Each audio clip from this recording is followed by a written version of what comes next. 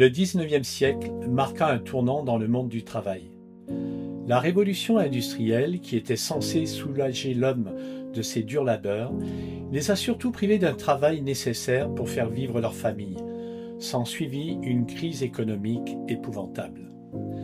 C'est dans ce contexte difficile que Félix Volpette, prêtre de la communauté religieuse des Jésuites, commença à distribuer de la soupe et des paniers de denrées alimentaires aux familles dans le besoin. Toutefois, au fond de lui, il savait que cette solution n'était pas viable sur le long terme. C'est au hasard de la lecture d'un journal qu'il apprend qu'une veuve de la ville de Sedan loue des terrains qu'elle distribue aux chômeurs pour en faire des jardins potagers. Il comprend qu'il tient là une partie de la solution au problème de la pauvreté, mais aussi de la dignité humaine. Nous sommes en 1894, la première année de ce qui va devenir le début de la grande histoire des jardins ouvriers dans la ville. 130 ans plus tard, l'association des jardins Volpette, portée par de très nombreux bénévoles, est solidement ancrée dans l'histoire de Saint-Étienne. Ces jardins, avec des cabanes cabossées, comme l'âme de ceux qui les ont construites, sont imprégnés de la vie de plusieurs générations de jardiniers. Certes, de nouvelles constructions, plus modernes, viennent à leur tour embellir les parcelles et témoignent du désir de perpétuer la tradition. L'existence de l'homme sera toujours liée à la terre, d'une part pour se nourrir, mais aussi pour trouver l'apaisement. Ce film vous montrera, si besoin, le bien fondé de l'existence de ces petits coins de paradis en ville. Que chacun fasse le nécessaire pour que ces jardins continuent non seulement d'exister, mais aussi et surtout d'embellir la ville.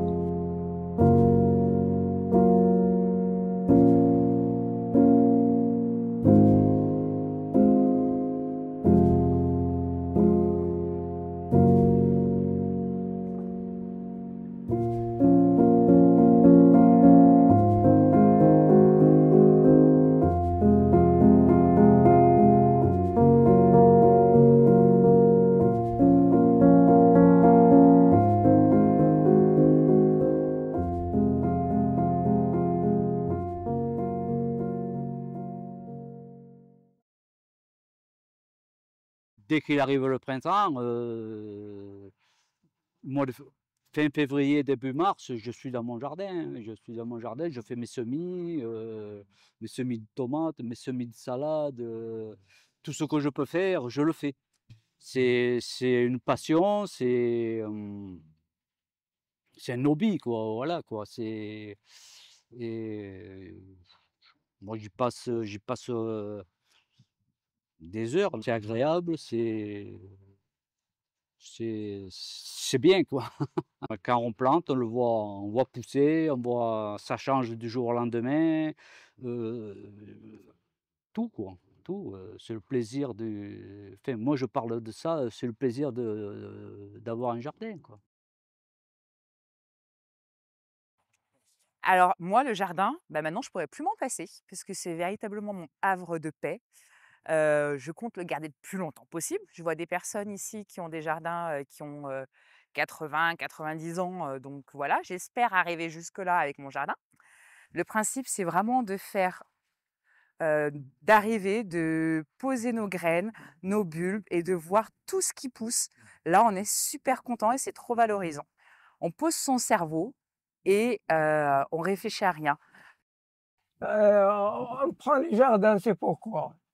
On le prend c'est avec un grand plaisir.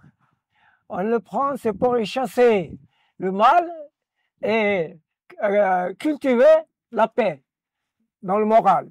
On évite tout, on chasse tout ce qui se passe du mal d'extérieur. Vous comprenez ce que je veux dire? Bon, on m'a présenté ce jardin qui se libérait, je l'ai pris. Et depuis, je suis là et je regrette pas du tout. J'apprécie pour la culture que je fais, pour l'environnement et pour le contact avec tous les autres jardiniers. On aurait tort de se plaindre parce qu'on est... Puis regardez, le cadre. Non, non, ici on a un cadre rien que pour l'environnement.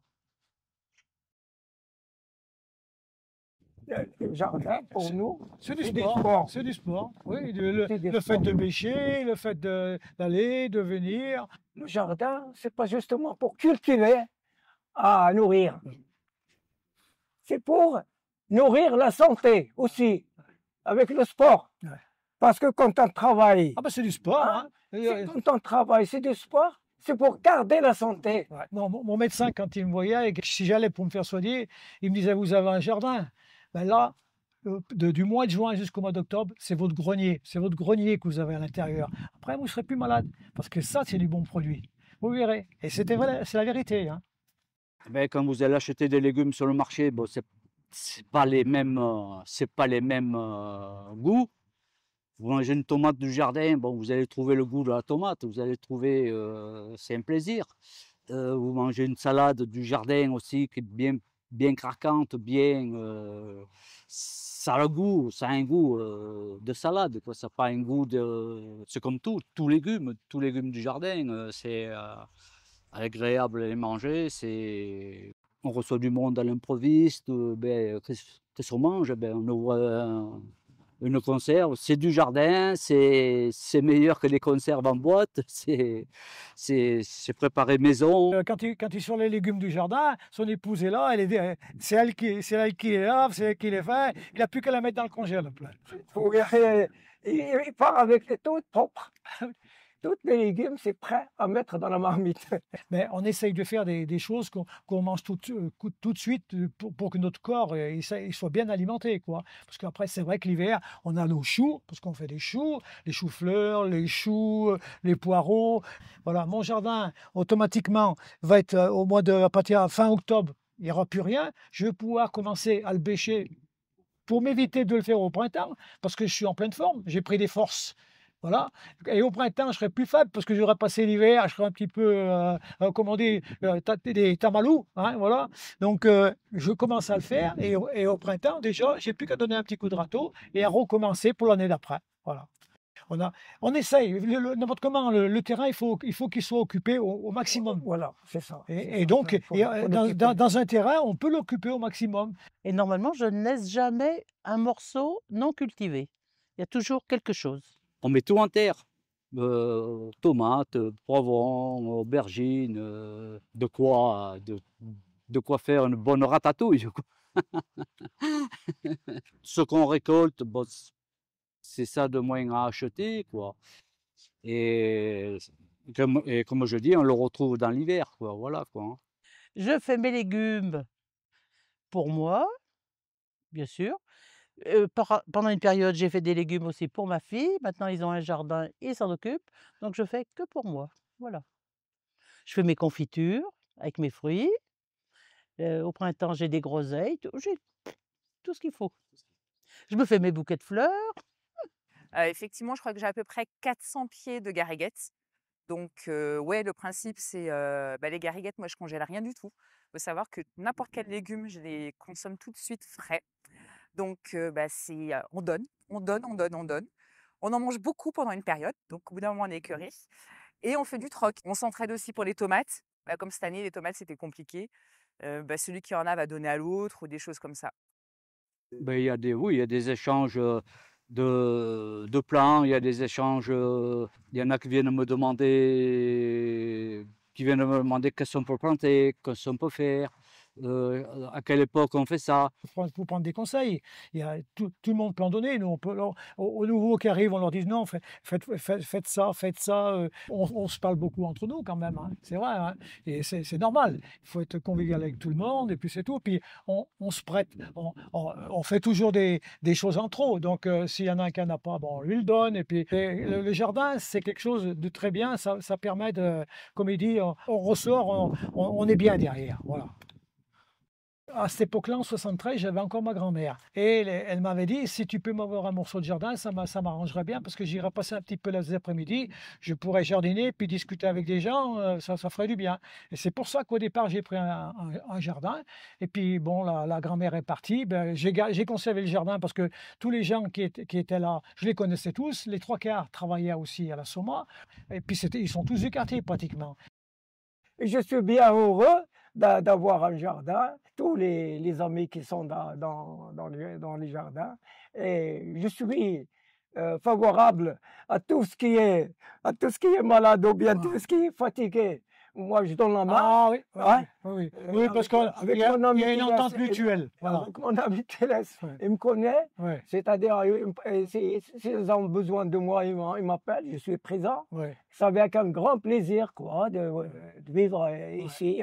Oui, ça nous arrive à faire 2 ou 3 jardins, le nôtre plus ceux des autres, parce qu'on a des personnes qui sont, on a beaucoup de dames, on a vraiment beaucoup de femmes ici, et on a des femmes qui ont 85, 86 ans, donc on voit bien qu'elles viennent déjà avec des béquilles, qui n'arrivent pas. Bon, on se dit, allez, tu en fais une partie, moi j'en fais l'autre partie, elles sont mécontentes, voilà. Et puis on a eu des gens dernièrement qui ont eu des accidents, des choses comme ça. Il y a une bonne entraide, voilà. Là-dessus, il y a vraiment une bonne entraide. On est bien, on est bien. Lorsque j'étais gamine, chez moi, nous avions un jardin.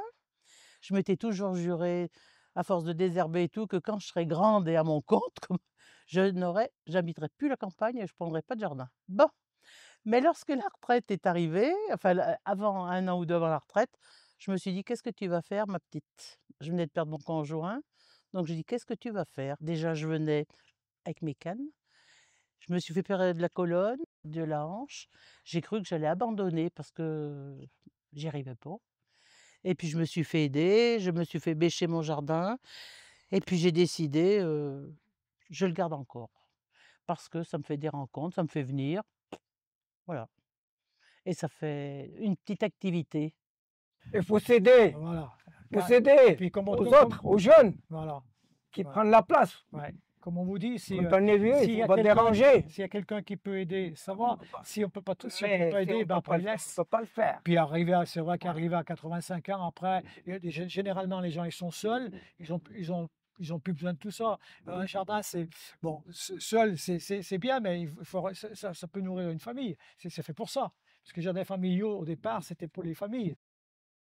Je souhaite aux jeunes qui arrivent, Ouais, voilà. qui vivent comme nous, les anciens. Ouais. Parce que nous, les anciens, on vit avec une vie amiable. Voilà, voilà.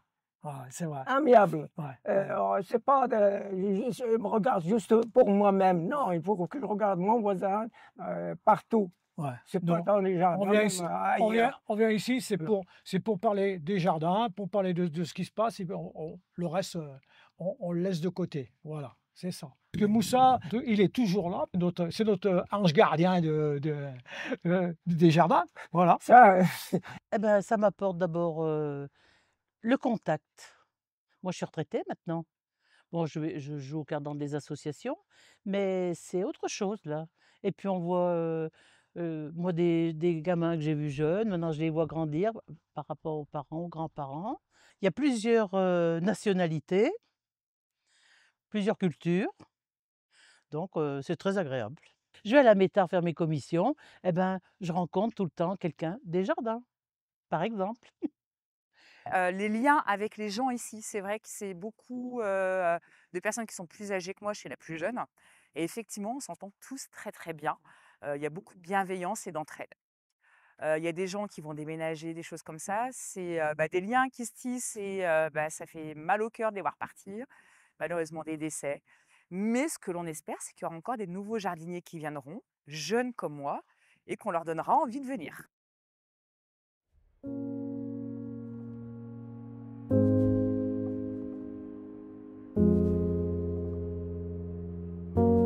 Nous sommes reconnaissants de ce qui a été réalisé depuis 1894. 130 ans de bénévolat pour porter l'association des Jardins Volpette. 130 ans de jardinage pour nourrir des générations de Stéphanois. 130 ans de culture pour profiter de la nature. Sans oublier, bien sûr, la richesse des échanges entre personnes venant d'horizons multiples.